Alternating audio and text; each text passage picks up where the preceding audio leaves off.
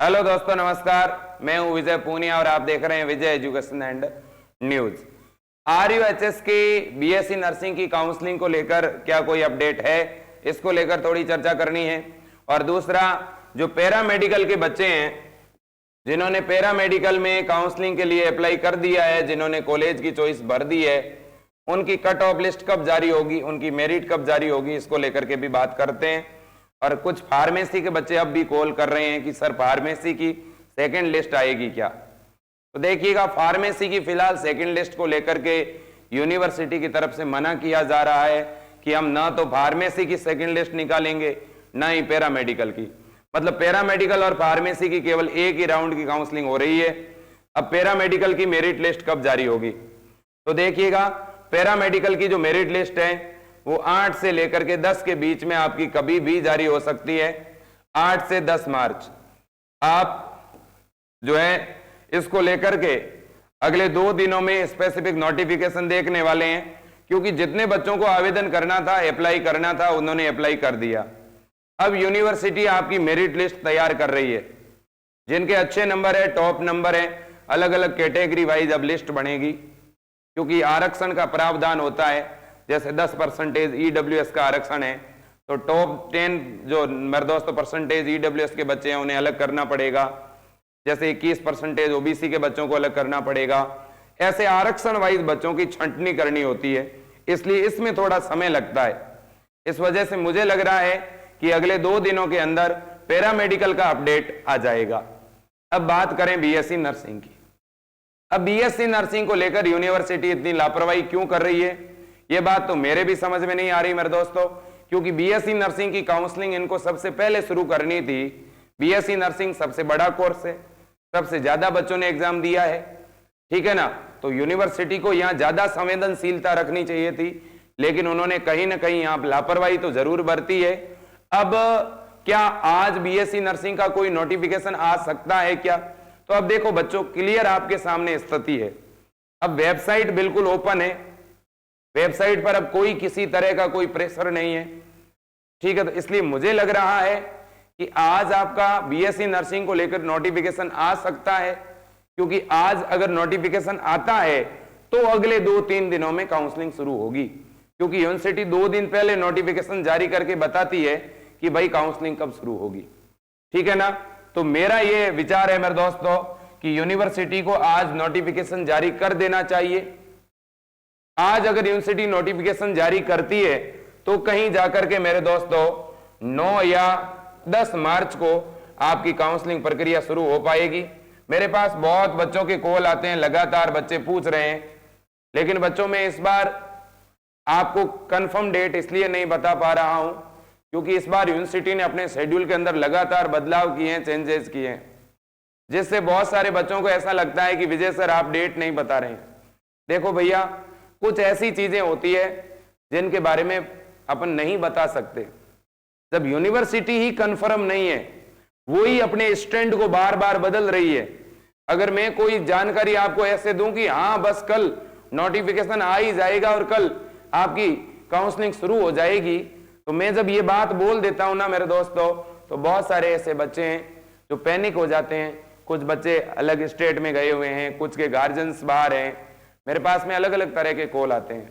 मैं कभी भी किसी बच्चे को गलत गाइड नहीं करना चाहता, क्योंकि आप सभी की भावना ही मेरे साथ जुड़ी हुई है और मैं किसी की भावना को आहत नहीं करना चाहता। इसलिए बच्चों मैं कहना चाहता हूं आपको, अभी BSc नर्सिंग की काउंसलिंग को लेकर यूनिवर्सिटी का रुख साफ नहीं है। क्या आज नोटिफिकेशन आएगा या नहीं, इसको लेकर के भी पहले कहना ठीक नहीं है, लेकिन आप परिस्थिति को अगर देखें तो ऐसा लग रहा है कि अब वेबसाइट के ऊपर इस तरह की कोई और काउंसलिंग नहीं चल रही है, वेबसाइट फ्री है। इस वजह से BSc नर्सिंग वालों को मौका मिलने की पूरी संभावना है, ठीक है। आज नोटिफिकेशन यूनिवर्सिटी को जारी करना चाहिए, लेकिन अभी तक जारी नहीं हुआ है, ये मैं कंफर्म कर दूं। अभी तक BSc नर्सिंग की काउंसलिंग का कोई नोटिफिकेशन जारी नहीं हुआ है। आज जारी हो सकता है, ऐसा मुझे लग तो जरूर रहा है, लेकिन मैं कंफर्म नहीं हूं, क्योंकि यूनिवर्सिटी की तरफ से इस न्यूज को अभी तक कंफर्म नहीं किया गया है, ठीक है ना।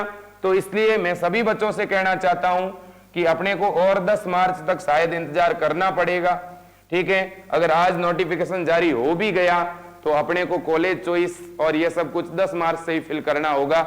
इसलिए जो भी बच्चे जो कहीं और हैं, किसी के अभिभावक कहीं और हैं, बच्चों की काउंसलिंग करवाने के लिए, कॉलेज की रिपोर्टिंग करवाने के लिए घर आना चाह रहे हैं, ऐसे भी मेरे पास कॉल आए हैं, तो उनसे भी कहना चाहता हूं कि आप 10 मार्च तक रुके, पहले क्लियरली यूनिवर्सिटी की तरफ से नोटिफिकेशन आने दें। इस बार यूनिवर्सिटी ने पैरामेडिकल की डेट को भी काउंसलिंग में बढ़ाया है, ठीक है ना, फार्मेसी की डेट भी बढ़ी है। इसका मतलब मुझे लग रहा है कि बीएससी नर्सिंग की जो काउंसलिंग की एक बार डेट दी जाएगी वो भी आगे 3-4 दिन के लिए बढ़ेगी। तो आखिर काउंसलिंग अगर मेरे दोस्तों 10 मार्च से शुरू होती है तो आपकी ये काउंसलिंग कितनी खींच सकती है, तो आप ये मान के चलें कम से कम 10 से 15 दिन तो ये आपकी काउंसलिंग जरूर चलेगी। क्यों?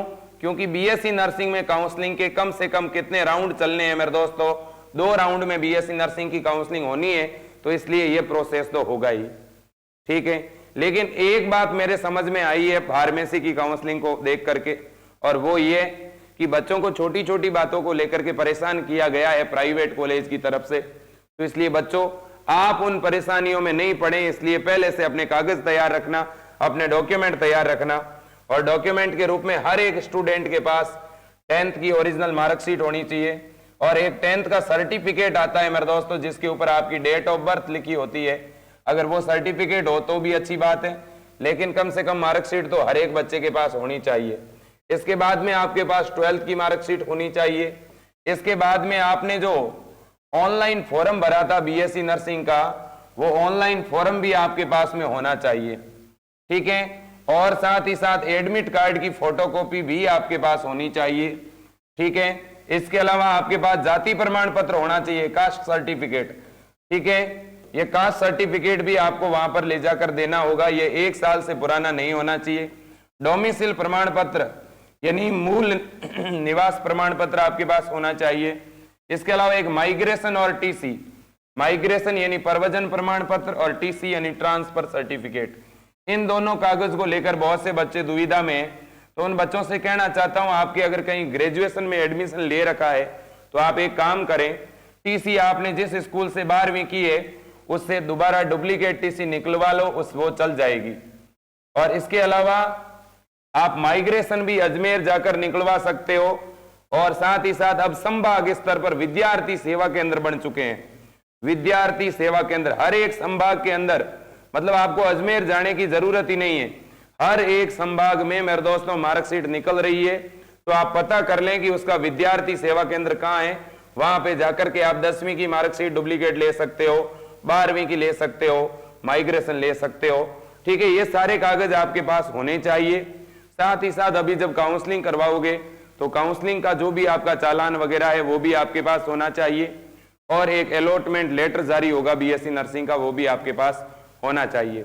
जैसे ही नया अपडेट आ जाएगा काउंसलिंग का, अगर आज नोटिस जारी हो गया तो मैं आज आपसे लाइव जुड़ जाऊंगा, और अगर कल नोटिस जारी हुआ तो मैं कल आपसे लाइव जुड़ूंगा। लेकिन मेरे दोस्तों आप जो हैं अब वेबसाइट को बार बार चेक जरूर करते रहें, आप हमारे यूट्यूब चैनल को बार बार चेक जरूर करते रहें, क्योंकि अब बहुत ही जल्द खुशखबरी आने वाली है मेरे दोस्तों, और मैं भी उस खुशखबरी को सुनने के लिए बहुत ही ज्यादा मेरे दोस्तों उत्सुक हूं कि कहीं ना कहीं बच्चों की काउंसलिंग शुरू हो जाए। तो इसमें मेरी सबसे बड़ी खुशी है, ठीक है। मैं चाहता हूं आपको कॉलेज मिले, और जब तक आपको कॉलेज नहीं मिलेगा तब तक मैं भी चैन से सोने वाला नहीं हूं, ठीक है। हम यूनिवर्सिटी को बार बार आग्रह करते रहेंगे कि आप बच्चों के करियर की तरफ देखिएगा और जल्द से जल्द काउंसलिंग शुरू करवाइएगा। इसके अलावा बच्चों आपसे कहना चाहता हूं, आपके अपने परिवार ने, विजय एजुकेशन ने एक मोबाइल ऐप लॉन्च किया है विजय एजुकेशन के नाम से, आप इस ऐप को थोड़ा सपोर्ट करें, मैं आपसे गुजारिश करूंगा। वैसे आप बहुत सपोर्ट कर रहे हैं, ठीक है, आपने मेरे को बहुत सपोर्ट किया है, ठीक है। इसके लिए मैं हमेशा आपका और आपके अभिभावक का, आपके माता पिता का जो है हमेशा शुक्रिया अदा करता हूं, लेकिन वो बहुत कम है, ठीक है। आप लोगों ने मेरे लिए बहुत कुछ किया है, ठीक है, मैं ये शब्दों में बयां नहीं कर सकता, फिर भी आपसे कहना चाहूंगा एक बार और, आप विजय एजुकेशन को सपोर्ट करें, ये आपका अपना परिवार है, ठीक है ना, और मैं आपका अपना साथी हूं, ठीक है। मैं आपका कभी साथ नहीं छोड़ सकता, हमेशा आपसे जुड़ता रहूंगा, हमेशा आपको न्यूज देता रहूंगा। तो आज के लिए इतना ही। जय हिंद, वंदे मातरम, भारत माता की जय।